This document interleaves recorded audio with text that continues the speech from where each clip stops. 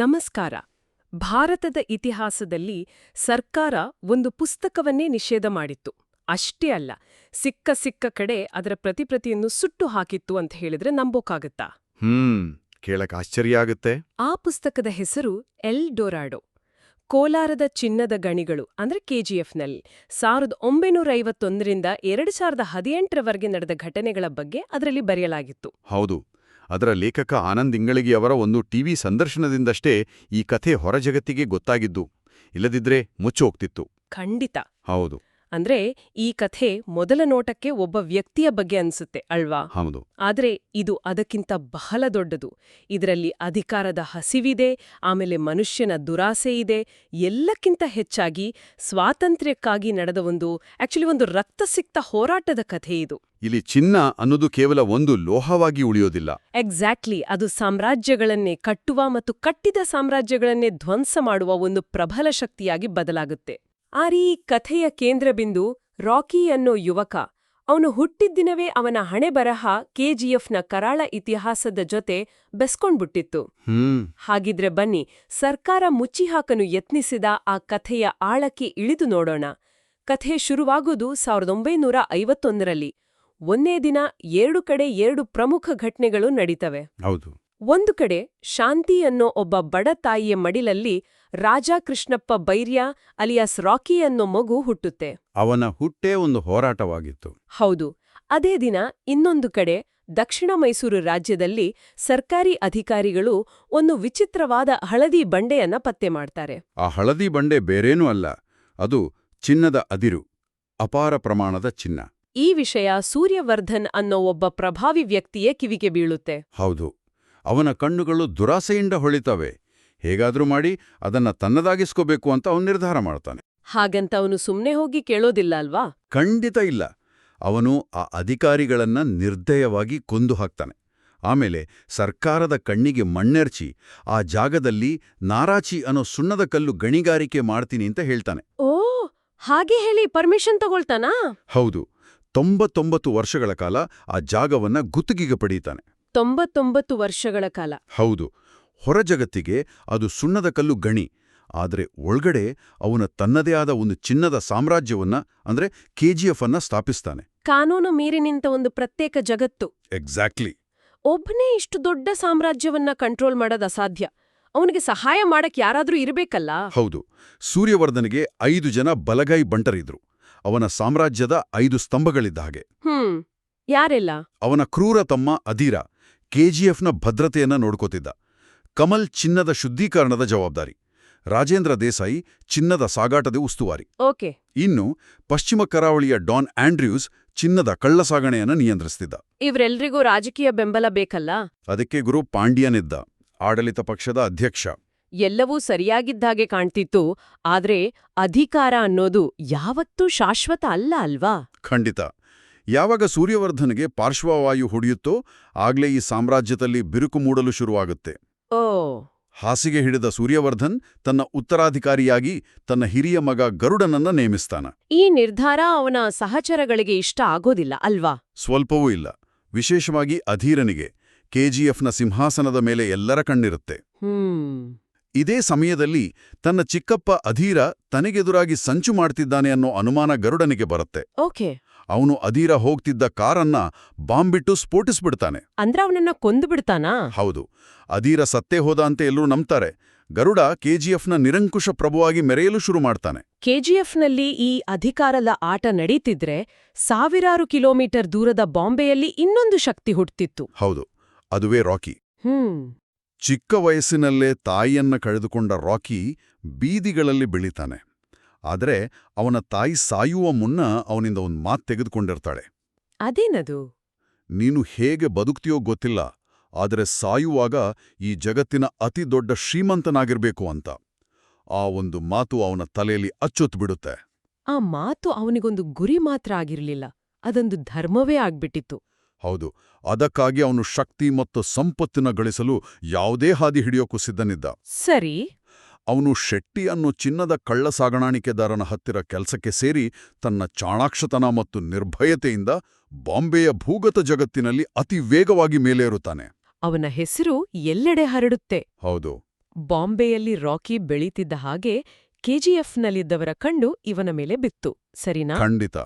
ಪಶ್ಚಿಮ ಕರಾವಳಿಯ Don Andrews ಅವನು ರಾಕಿಯ ಬೆಳವಣಿಗೆಯನ್ನ ಗಮನಿಸ್ತಲೇ ಇರ್ತಾನೆ. ಅವನಿಗೆ ಗರುಡನ ಆಡಳಿತ ಇಷ್ಟ ಇರ್ಲಿಲ್ವಾ ಅಲ್ವಾ? ಹೌದು. ಅಸಮಾಧಾನಗೊಂಡಿದ್ದ ಅವನಿಗೆ ರಾಕಿಯಲ್ಲಿ ಒಂದು ಅಸ್ತ್ರ ಕಾಣಿಸುತ್ತೆ. ಅವನು ರಾಕಿಗೆ ಒಂದು ದೊಡ್ಡ ಆಫರ್ ನೀಡ್ತಾನೆ. ಏನು ಅಂತ? ಕೆಜಿಎಫ್ನ ರಾಜ ಗರುಡನನ್ನ ಮುಗಿಸಿದ್ರೆ ಬಾಂಬೆಯ ಸಂಪೂರ್ಣ ಸಾಮ್ರಾಜ್ಯವನ್ನೇ ನಿನಗ್ ಬಿಟ್ಕೊಡ್ತೇನೆ ಅಂತ. ಅಧಿಕಾರದ ಉತ್ತುಂಗಕ್ಕೇರಲು ಇದಕ್ಕಿಂತ ದೊಡ್ಡ ಅವಕಾಶ ರಾಕಿಗೆ ಸಿಗಲು ಸಾಧ್ಯವಿರಲಿಲ್ಲ. ಅವನು ತಕ್ಷಣ ಆ ಒಪ್ಪಂದವನ್ನ ಒಪ್ಕೊಳ್ತಾನೆ. ಅವನ ಮೊದಲ ಪ್ಲಾನಲ್ಲಿ ಬೆಂಗಳೂರಿನಲ್ಲಿ ಸೂರ್ಯವರ್ಧನ್ ಪ್ರತಿಮೆಯ ಅನಾವರಣಕ್ಕೆ ಗರುಡ ಬರ್ತಾನೆ ಅಂತ ತಿಳಿದು ಅಲ್ಲಿಯೇ ಅವನನ್ನ ಮುಗಿಸಲು ಹೊಂಚಾಕ್ತಾನೆ. ಆದ್ರದು ಸಕ್ಸಸ್ ಆಗೋಲ್ಲ. ಇಲ್ಲ. ಗರುಡನ ಭದ್ರತಾ ವ್ಯವಸ್ಥೆ ರಾಕಿಯ ಊಹೆಗೂ ಮೀರಿದ್ದಾಗಿತ್ತು. ಅವನನ್ನ ಸಮೀಪಿಸುವುದಕ್ಕೂ ಸಾಧ್ಯವಾಗೋದಿಲ್ಲ. ಆ ಪ್ರಯತ್ನ ವಿಫಲವಾದಾಗ ರಾಕಿಗೆ ಒಂದು ವಿಷಯ ಸ್ಪಷ್ಟವಾಗುತ್ತೆ. ಗರುಡನನ್ನ ಸೋಲಿಸಬೇಕೆಂದ್ರೆ ಅವನನ್ನ ಅವನದೇ ಕೋಟೆಯಾದ ಕೆಜಿಎಫ್ ಒಳಗೆ ನುಗ್ಗಿ ಹೊಡಿಬೇಕು. ಹೌದು. ಆದ್ರೆ ಅದು ಹೇಗೆ ಸಾಧ್ಯ? ಅದೇ ಪ್ರಶ್ನೆ. ಅದಕ್ಕೆ ರಾಕಿ ಒಂದು ಮಾಸ್ಟರ್ ಪ್ಲಾನ್ ಮಾಡ್ತಾನೆ. ಅವನು ಸೇನೆಯಾಗ್ ಹೋಗ್ಲಿಲ್ಲ, ಗುಲಾಮನಾಗ್ ಹೋದ. ಒಂದ್ ನಿಮಿಷ. ಕೆಜಿಎಫ್ ಅಂದ್ರೆ ಏನು ಅಂತ ಮೊದ್ಲ ಅರ್ಥ ಮಾಡ್ಕೋಬೇಕು. ಅದು ಹೊರಗಿನ ಜಗತ್ತಿಗೆ ಒಂದ್ ನರಕ. ಸುತ್ತಮುತ್ತಲಿನ ಹಳ್ಳಿಗಳಿಂದ ಜನರನ್ನ ಬಲವಂತವಾಗಿ ಅಪಹರಿಸಿ ಅಲ್ಲಿ ಗುಲಾಮರಂತೆ ದುಡಿಸಲಾಗ್ತಿತ್ತು. ಅವರಿಗೆ ಯಾವುದೇ ಸ್ವಾತಂತ್ರ್ಯವೇ ಇರ್ಲಿಲ್ಲ. ಕ್ರೂರ ಹಿಂಸೆ, ಶೋಷಣೆ ಮತ್ತು ಸಾವು ಮಾತ್ರ ಅವರ ಬದುಕಾಗಿತ್ತು. ಅಂಥ ನರಕದೊಳಗೆ ರಾಕಿ ಸ್ವಯಿಚ್ಛೆಯಿಂದ ಕಾಲಿಡ್ತಾನೆ. ಅವನ ಪ್ಲಾನ್ ಕೇಳಿದ್ರೇನೆ ಮೈ ಜುಮ್ಮೆನ್ನುತ್ತೆ. ಖಂಡಿತ. ಅವನು ಉದ್ದೇಶಪೂರ್ವಕವಾಗಿ ತಾನಾಗಿಯೇ ಬೇರೆ ಗುಲಾಮರ ಜೊತೆ ಅಪಹರಣಕ್ಕೊಳಗಾಗ್ತಾನೆ. ಓ, ಹಾಗೆ ಕೆಜಿಎಫ್ ಒಳಗ್ ಹೋಗ್ತಾನಾ? ಎಕ್ಸಾಕ್ಟ್ಲಿ. ಹಾಗೆ ಕೆಜಿಎಫ್ ಒಳಗೆ ಪ್ರವೇಶ ಮಾಡ್ತಾನೆ. ಆರಂಭದಲ್ಲಿ ಅಲ್ಲಿನ ಪರಿಸ್ಥಿತಿ ಅವನ ಮೇಲೆ ಯಾವುದೇ ಪರಿಣಾಮ ಬೀರೋದಿಲ್ಲ. ಅವನ ಗುರಿ ಒಂದೇ ಇತ್ತು, ಗರುಡ. ಹೌದು. ಅವನ ಕಣ್ಣುಗಳಲ್ಲಿ ಕರುಣೆ ಇರಲಿಲ್ಲ. ಅವನು ಮತ್ತೆರ ಗುಲಾಮರಂತೆ ನಟಿಸುತ್ತಾ ಗರುಡನನ್ನ ಹತ್ತಿರದಿಂದ ಗಮನಿಸುತ್ತಾ ಸರಿಯಾದ ಸಮಯಕ್ಕಾಗಿ ಕಾಯ್ತಿದ್ದ. ಆದ್ರೆ ಅಲ್ಲಿ ನಡೆದ ಒಂದು ಘಟನೆ ರಾಕಿಯ ಇಡೀ ಯೋಜನೆಯನ್ನೇ, ಅವನ ವ್ಯಕ್ತಿತ್ವವನ್ನೇ ಬದಲಾಯಿಸ್ಬಿಡುತ್ತೆ ಅಲ್ವಾ? ಹೌದು. ಒಬ್ಬ ಕಾವಲುಗಾರ ಒಬ್ಬ ತಾಯಿ ಮತ್ತು ಆಕೆಯ ಹಸುಗೂಸನ್ನ ಕಾರಣವಿಲ್ಲದೆ ಅತ್ಯಂತ ನಿರ್ದಯವಾಗಿ ಕೊಂದು ಹಾಕ್ತಾನೆ. ಓ, ಆ ದೃಶ್ಯ ರಾಕಿಯನ್ನ ಸಂಪೂರ್ಣವಾಗಿ ಬದಲಾಯಿಸುತ್ತೆ. ಅಲ್ಲಿವರೆಗೂ ತನ್ನ ತಾಯಿಯ ಮಾತನ್ನು ಮಾತ್ರ ಪಾಲಿಸ್ತಿದ್ದವನು ಮೊದಲ ಬಾರಿಗೆ ಇನ್ನೊಬ್ಬ ತಾಯಿಯ ಸಾವಿಗೆ ಪ್ರತಿಕ್ರಿಯಿಸ್ತಾನೆ. ಅವನೊಳಗಿನ ಮನುಷ್ಯ ಎಚ್ಚರಗೊಳ್ಳುತ್ತಾನೆ. ಬಹುಶಃ ಅವನಿಗೆ ತನ್ನದೇ ಅನಾಥ ಬಾಲ್ಯ, ತನ್ನ ತಾಯಿಯ ಕಷ್ಟಗಳು ಕಣ್ಣುಮುಂದೆ ಬಂದಿರಬೇಕು. ಆ ಕ್ಷಣದಿಂದ ಅವನ ಹೋರಾಟ ಕೇವಲ ಗರುಡನ ವಿರುದ್ಧ ಅಲ್ಲ, ಇಡೀ ವ್ಯವಸ್ಥೆಯ ವಿರುದ್ಧ ತಿರುಗುತ್ತೆ. ಖಂಡಿತ. ಇದಾದ ನಂತರ ಇನ್ನೊಬ್ಬ ಕಾವಲುಗಾರ ಒಬ್ಬ ಕುರುಡು ವಯಸ್ಸಾದ ಗುಲಾಮನನ್ನ ಕೊಲ್ಲಲು ಹೋದಾಗ ರಾಕಿ ಮಧ್ಯ ಪ್ರವೇಶಿಸ್ತಾನೆ. ಓಕೆ. ಇಡೀ ಕಾವಲುಗಾರರ ತಂಡ ಅಂದ್ರೆ 23 ಜನರನ್ನ ಒಬ್ಬನೇ ಎದುರಿಸಿ ಎಲ್ಲರನ್ನೂ ಕೊಂದು ಆ ವೃದ್ಧನನ್ನು ಉಳಿಸ್ತಾನೆ. 23 ಜನರನ್ನ ಒಬ್ಬನೇ? ಹೌದು. ಆ ಒಂದು ಘಟನೆ ಕೆಜಿಎಫ್ನ ಇತಿಹಾಸದಲ್ಲಿ ಒಂದು ಹೊಸ ಅಧ್ಯಾಯವನ್ನೇ ಬರೆಯುತ್ತೆ. ಇದು ಕೇವಲ ಒಂದು ಫೈಟ್ ಅಲ್ಲ. ಆ ಕ್ಷಣದಲ್ಲಿ ಅವನು ಅಲ್ಲಿನ ಸಾವಿರಾರು ಗುಲಾಮರ ಪಾಲಿಗೆ ದೇವರಾಗಿ ಬಿಡ್ತಾನೆ ಅಲ್ವಾ? ಹೌದು. ದಶಕಗಳಿಂದ ತಮ್ಮನ್ನ ಕಾಡುತ್ತಿದ್ದ ರಾಕ್ಷಸರನ್ನ ಎದುರಿಸಲು ಒಬ್ಬ ಬಂದಿದ್ದಾನೆ ಅನ್ನೋ ಭರವಸೆ ಅವರಲ್ಲಿ ಮೂಡುತ್ತೆ. ಅವನವರ ಪಾಲಿನ ಮೆಸ್ಸಿಯಾ ಆಗ್ತಾನೆ. ಹೌದು. ಇತ್ತ ರಾಕಿ ಸತ್ತಿದ್ದಾನೆಂದು ಭಾವಿಸಿದ್ದ ಆಂಡ್ರೂಸ್ ಮತ್ತು ಅವನ ಸಹಚರರಿಗೆ ತಾನು ಇನ್ನೂ ಬದುಕಿದ್ದೇನೆ ಎಂದು ತಿಳಿಸಲು ರಾಕಿ ಒಂದು ಸಂಕೇತ ಕಳಿಸುತ್ತಾನೆ. ಅದೇಯಾ ಬೆಂಕಿಯ ಸಂಕೇತ? ಸರಿ.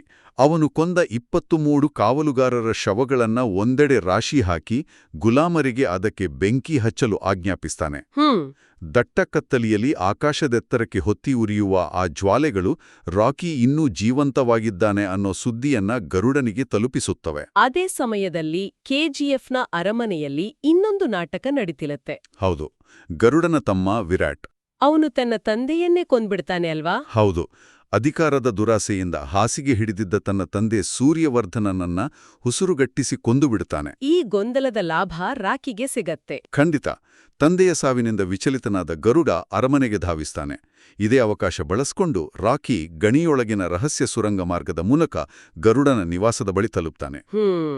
ಅಲ್ಲಿ ಗರುಡ ಒಂದು ಆಚರಣೆಗೆ ಸಿದ್ಧತೆ ಮಾಡ್ತಿರ್ತಾನೆ. ಹೌದು. ತನಗೆ ದ್ರೋಹ ಬಗೆದವರನ್ನ ಮಹಾಕಾಳಿ ದೇವಿಯ ವಾರ್ಷಿಕ ಆಚರಣೆಯ ದಿನದಂದು ಬಲಿ ಕೊಡಲು ಸಿದ್ಧತೆ ನಡೆಸುತ್ತಿರ್ತಾನೆ. ಆ ಆಚರಣೆಯ ದಿನ ಬಂದೇ ಬಿಡುತ್ತೆ. ಕೆಜಿಎಫ್ನ ಇಡೀ ವಾತಾವರಣ ಭಯ ಮತ್ತು ಆತಂಕದಿಂದ ಕೂಡಿರುತ್ತೆ. ಹೌದು. ಗರುಡ ತನ್ನ ಸಿಂಹಾಸನದ ಮುಂದೆ ತನಗೆ ದ್ರೋಹ ಬಗೆದ 2 ಹಂತಕರ ತಲೆ ಕಡಿದು ದೇವಿಗೆ ಬಲಿ ಕೊಡುತ್ತಾನೆ.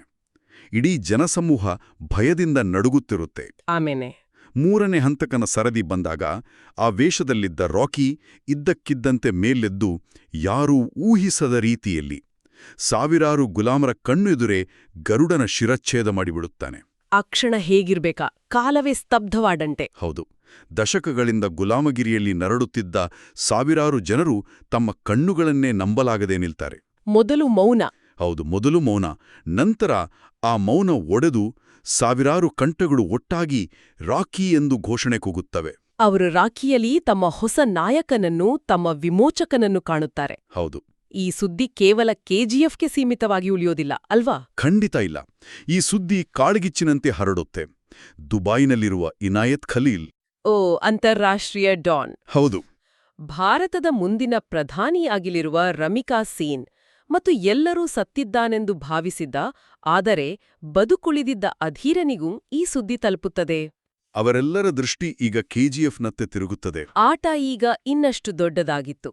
ಲೇಖಕ ಇಂಗಳಗಿ ಅವರ ಪ್ರಕಾರ ಗರುಡನನ್ನ ಕೊಲ್ಲುವುದು ರಾಕಿಯ ಮೊದಲ ಹೆಜ್ಜೆ ಮಾತ್ರವಾಗಿತ್ತು. ಹೌದು. ಕೆಜಿಎಫ್ ಅನ್ನು ತನ್ನದಾಗಿಸಿಕೊಳ್ಳಲು ಅಲ್ಲಿನ ಶೋಷಿತ ಗುಲಾಮರನ್ನೇ ತನ್ನ ಸೈನ್ಯವನ್ನಾಗಿ ಮಾಡಿಕೊಂಡು ಅಧಿಕಾರವನ್ನು ಹಿಡಿಯುವುದು ಅವನ ನಿಜವಾದ ಯೋಜನೆಯಾಗಿತ್ತು. ಹಾಗಾದರೆ ಇಲ್ಲಿ ಒಂದು ಮೂಲಭೂತ ಪ್ರಶ್ನೆ ಉದ್ಭವಿಸುತ್ತೆ. ಕೇವಲ ಅಧಿಕಾರ ಮತ್ತು ಸಂಪತ್ತಿಗಾಗಿ ಕೆಜಿಎಫ್ಗೆ ಬಂದ ರಾಕಿ ಸಂದರ್ಭದ ಒತ್ತಡದಿಂದಾಗಿ ಅಲ್ಲಿನ ಸಾವಿರಾರು ಜನರ ವಿಮೋಚಕನಾದ. ಆದರೆ ಅವನ ನಿಜವಾದ ಉದ್ದೇಶವಾದರೂ ಏನು? ಸಾವಿರಾರು ಜನರನ್ನು ಗುಲಾಮಗಿರಿಯಿಂದ ಮುಕ್ತಗೊಳಿಸಿದ ಅವನು ಒಬ್ಬ ನಾಯಕನೇ? ಅಥವಾ ತನ್ನದೇ ಆದ ಒಂದು ಹೊಸ ಸಾಮ್ರಾಜ್ಯವನ್ನು ಕಟ್ಟಲು ಇನ್ನೊಂದು ದೊಡ್ಡ ಯುದ್ಧಕ್ಕೆ ನಾಂದಿ ಹಾಡಿದ ಒಬ್ಬ ಮಹತ್ವಾಕಾಂಕ್ಷಿಯೇ? ಈ ಪ್ರಶ್ನೆಯೊಂದಿಗೆ ಈ ಕಥೆಯ ಮೊದಲ ಅಧ್ಯಾಯ ಇಲ್ಲಿಗೆ ಮುಕ್ತಾಯವಾಗುತ್ತದೆ.